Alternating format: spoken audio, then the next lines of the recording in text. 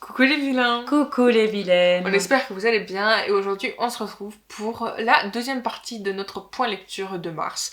Donc ce sera le deuxième et comme toujours on vous présente 2 livres chacune, donc 4. Voilà. Et on espère que vous allez bien et puis on va commencer tout de suite. C'est parti.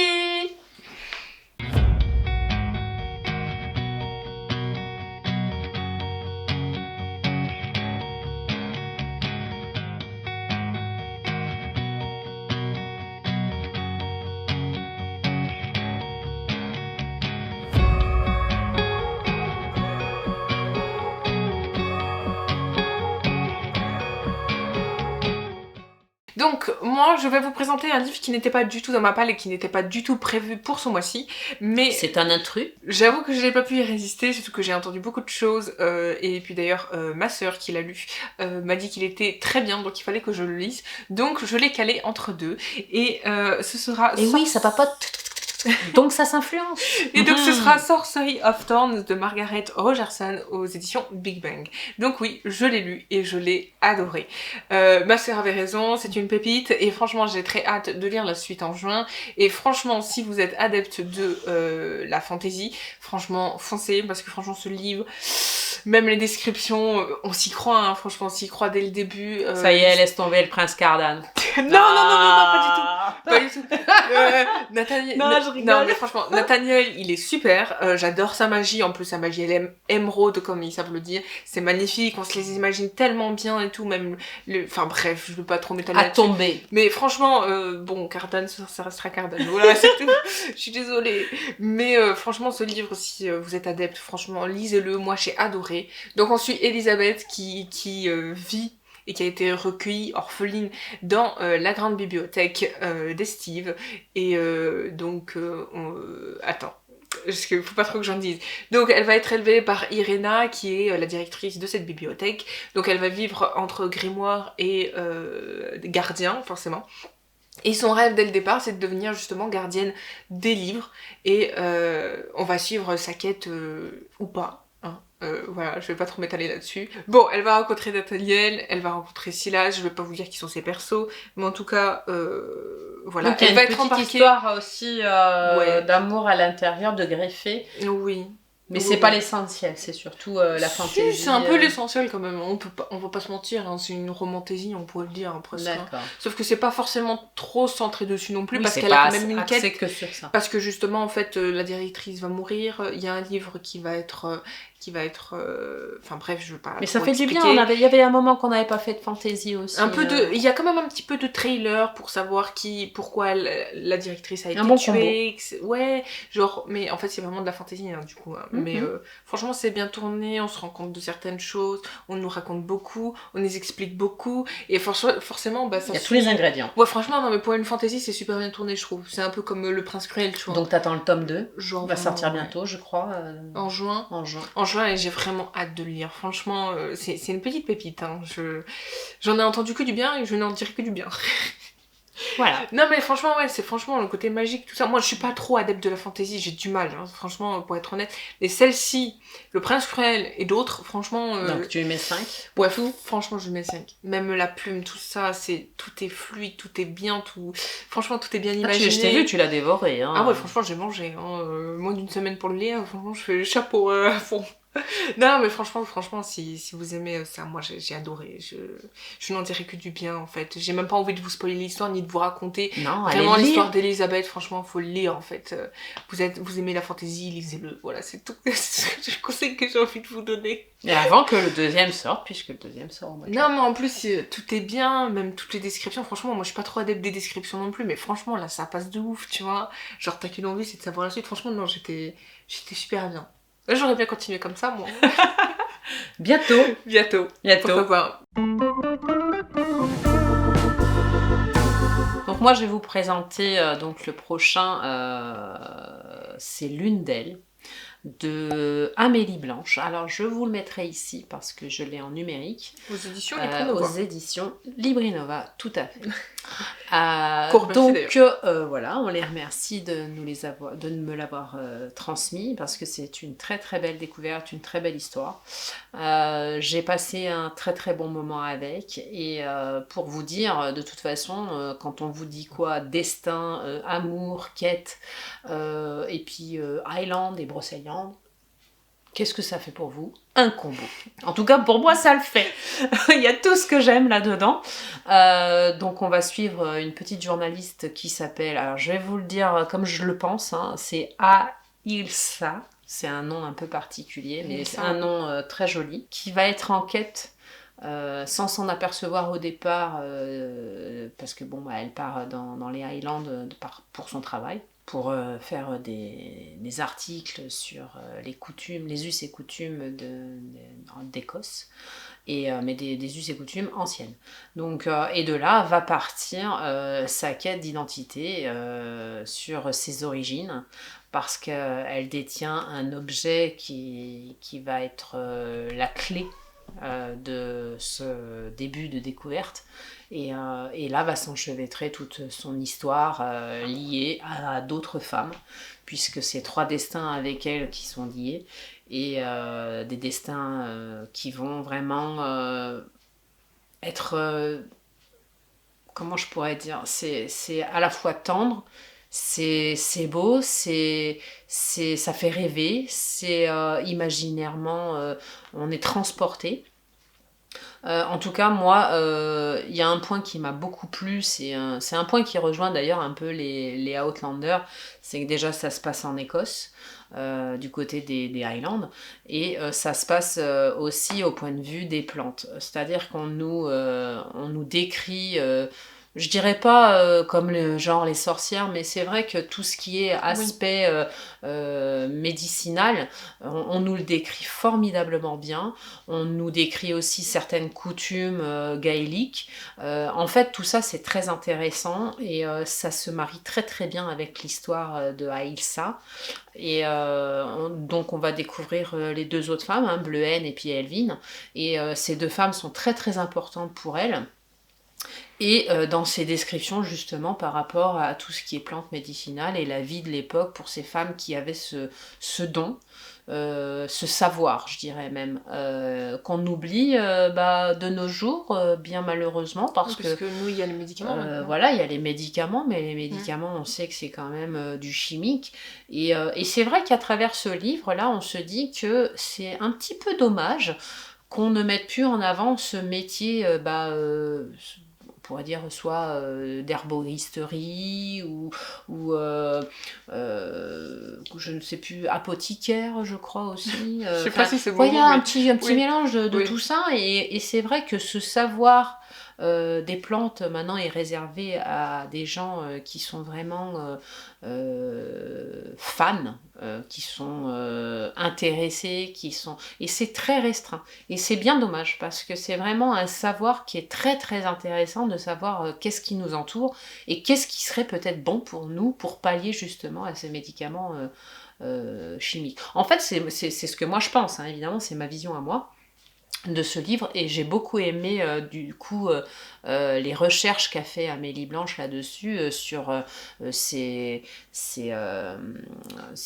dirais pas ces potions, je dirais plutôt ces remèdes. Ces décoctions.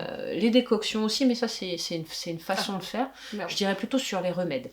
Un peu comme on se moque des fois des remèdes de grand-mère, mais qui pour certains fonctionnent encore. Non, parce que regarde, tout ce qui est tisane, tout ça, ça fonctionne vraiment. Enfin, on pourrait penser que ça fonctionne pas, mais c'est pas sur l'instant T que ça va fonctionner, c'est à long terme. Bien sûr. Et c'est ça que je pense que, en fait, c'est parce que notre société, elle prend plus le temps aussi de prendre le temps de. C'est pour ça qu'on se réfère beaucoup aux médicaments. On connaît plus. Moi, il y a des plantes que j'ai découvertes avec Outlander, avec celui-ci.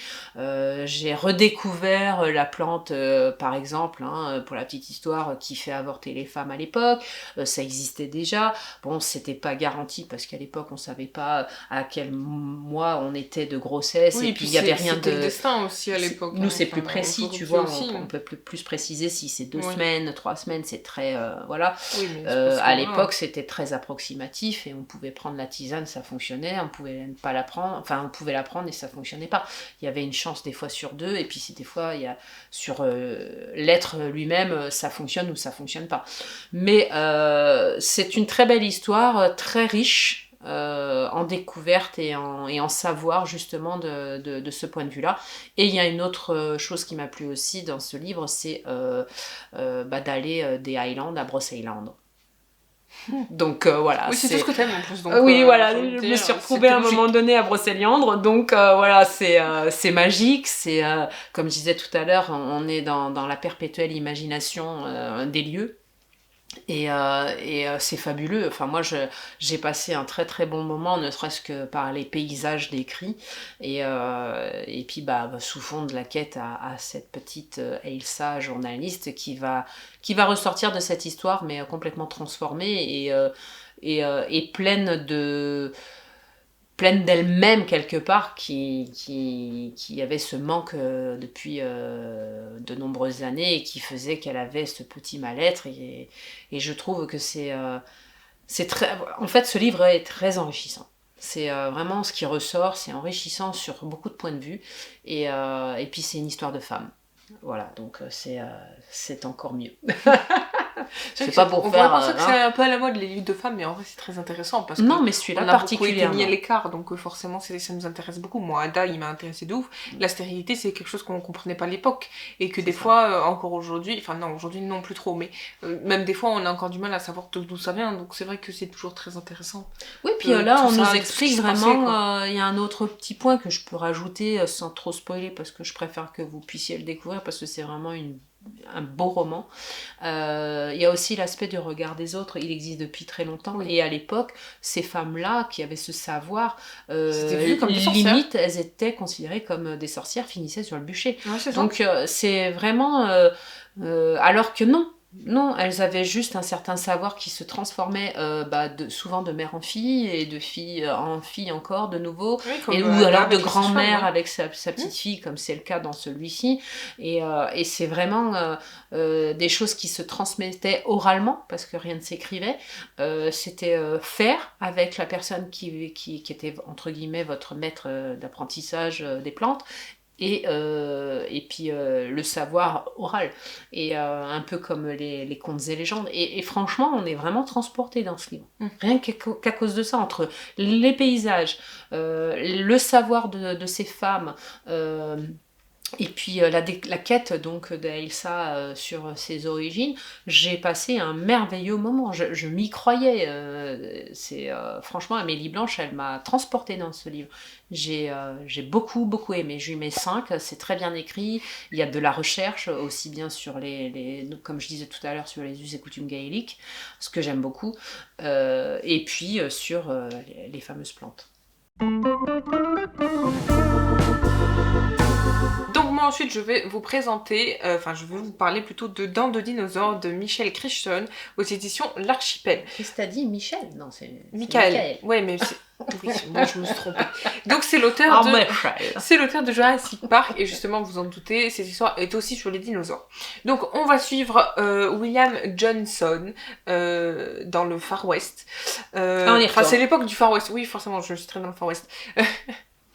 Et genre en fait il est à l'école, enfin à l'université de Yale, et en fait sous un pari il va être obligé d'aller avec un paléontologue, si je le prononce bien, dans les contrées du Far West pour découvrir des dinosaures. Donc on va suivre sa quête, il va changer de paléontologue, on va savoir pourquoi, etc. Mais il va y aller, parce qu'il va être obligé du coup par rapport à son pari, il veut pas le perdre, il veut son argent, donc il va quand même le faire. Hein. Si tu fais un pari, c'est pour le gagner. Hein. Et en fait on va suivre donc toute sa quête jusqu'à la fin.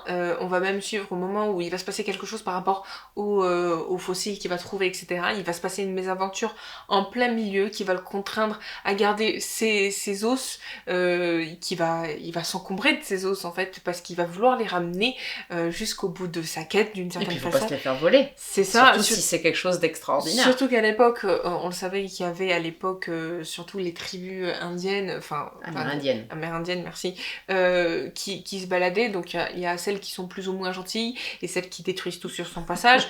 Voilà. Donc il va avoir affaire à eux, il va avoir affaire à des vrais êtres humains qui vont vouloir lui voler, etc. Et vraiment, on a ces 3 différentes parties donc dans cette histoire. Donc le début, là où il y va, là où il les trouve et là où il va les protéger et les sauver. Ah. Donc comme ça, jusqu'à la fin, il va les sauver. Hein. Franchement, chapeau pour lui. Il y tient. Non mais c'est vrai, hein, parce que même lui, à un moment donné, il se pose la question, mais pourquoi je le fais, pourquoi Le pari. Mais même pas. Au départ, si. Parce que au départ c'est ça, mais à la fin c'est vraiment parce qu'il y tient au final et qu'il se rend compte que c'est bébé. quelque chose d'important. Parce qu'il va justement découvrir une espèce qu'ils vont carrément appeler, tu vois, enfin je vais pas te dire le nom parce que je m'en souviens plus, mais genre une espèce de dinosaure qu'ils vont trouver, etc. Tu vois, et d'où dents de dinosaures parce qu'il va les protéger jusqu'à la fin et il va les reporter à celui avec qui il les a trouvés. Enfin, c'est vraiment jusqu'à la fin. Bon, j'ai un peu spoilé l'histoire, mais on tient à savoir quand même jusqu'à la fin, à savoir son épopée jusqu'à la fin. Et franchement, Michael Crichton, il écrit super bien. Moi, c'est le premier livre que je lis de lui. Franchement, il est super. Après, moi, j'ai vu ses films, donc bon. C'est ça. C'est pas pareil. Mais franchement, même en livre, on s'y attache. Et moi, ce qui m'a plu aussi, voilà, c'était un détail qu'il fallait que je dise, c'est par exemple, il nous détaille certains trucs. Tu vois, comme ce qui se passait justement à l'époque des paléontologues, tout ça, il nous parle de tout ça, de toute cette histoire, il nous donne des dates, il nous donne des indications, des explications. Oui, il y a de la recherche, c'est très intéressant. Ouais. Et juste ça donne grave envie de lire et d'en apprendre plus quoi, sur les temps des dinosaures à cette époque-là. Les codes de l'époque. Parce qu'à cette époque-là, on savait pas tout ce qu'on sait aujourd'hui. Et puis ça change. Ouais, ça change. La science évolue. Ouais. Et franchement, c'est super bien décrit dans ce livre. Ce qu'on sait de l'époque a pu évoluer et donc changer, et même pour tout ce qui est date, il y a des choses qui ont énormément changé, surtout dans ce domaine d'identification. Et c'est là que c'est intéressant parce que avec ce qu'on trouvait, eh ben, nous on a pu étoffer et donc évoluer, et puis on a une histoire plus cohérente. C'est ça. Et il faut savoir aussi que en fait, comment dire, par exemple, même il y a un aspect sur la photographie. Parce qu'on ne se sert pas de la même photographie que maintenant. Ah non. Et en fait, lui, justement, pour son pari, en fait, pour pouvoir accéder justement à cette aventure de dinosaures, et ben, il va apprendre la photographie. C'était plus rudimentaire à l'époque. Ça même, il va aller même jusqu'à se renseigner comment c'était à l'époque pour pouvoir nous décrire la façon dont il va faire. Bien sûr. Comment il va transporter son matériel et tout ça. Et franchement, juste cet aspect-là, c'est intéressant. Et on voit aussi que cette information va servir aussi dans d'autres... Oui, puis je pense que ces hommes de science de l'époque ont cette vue un peu comme la Indiana Jones, quoi. Ils ont ce truc à l'intérieur de... C'est comme si c'était une quête pour eux-mêmes d'identité. Ils vont avoir la même ténacité, ils vont aller jusqu'au bout parce qu'ils ont ce besoin d'aller trouver quelque chose d'exceptionnel. C'est un peu comme un trésor au fond de la mer. On va tout faire pour y arriver. Oui. Et c'est formidable, mais des fois ça prend toute une vie. Il faut savoir aussi qu'il y a des personnalités qui ont vraiment vécu. Alors le personnage principal de William, il n'existe pas. C'est inventé exprès pour l'histoire, mais justement, lui il a beaucoup fait de recherches, je pense, et il nous donne des vrais paléontologues qui ont vraiment existé. Il a vraiment beaucoup résumé ça. Par exemple, je sais que en 10 ans d'années, lui, il en a fait que quelques mois. Donc, franchement, c'est vraiment très fort. Oui, et c'est sur des bases réelles, par rapport, de toute façon, les dinosaures, évidemment. Ne serait-ce que même sur les livres qu'il dit, etc., les informations, tout ça, je pense que c'est vrai, hein, de toute façon, puisqu'on voit qu'il s'y connaît, on voit, hein, franchement. Et rien que pour ça, il mérite 5. Franchement, moi, je vous dis, hein, ce mois-ci, toutes mes lectures, je les ai adorées. Bah, écoute, le mois dernier, c'était pas trop ça, hein. Mais là, t'avais été beaucoup déçue, et là, voilà, t'es contente. Ah non, mais franchement, ce mois-ci, c'était... Il y a que des pépites, ce mois-ci, je tiens à le dire. Franchement, et celui-là, il en vaut le détour. Si vous aimez tout ce qui est dinosaures, histoire, historique, tout ça, franchement, foncez, il est super bien. J'ai adoré la façon dont il écrit. Et franchement, même toi, hein, je l'ai dit, même le petit qui est intéressé à la maison, il était très intéressé sur les dinosaures. Franchement, je lui ai dit, mais lis-le parce que franchement, c'est tout ce que tu aimes. Et c'est vrai. Non, franchement, j'ai kiffé, je vous le recommande en tout cas. Voilà. Super.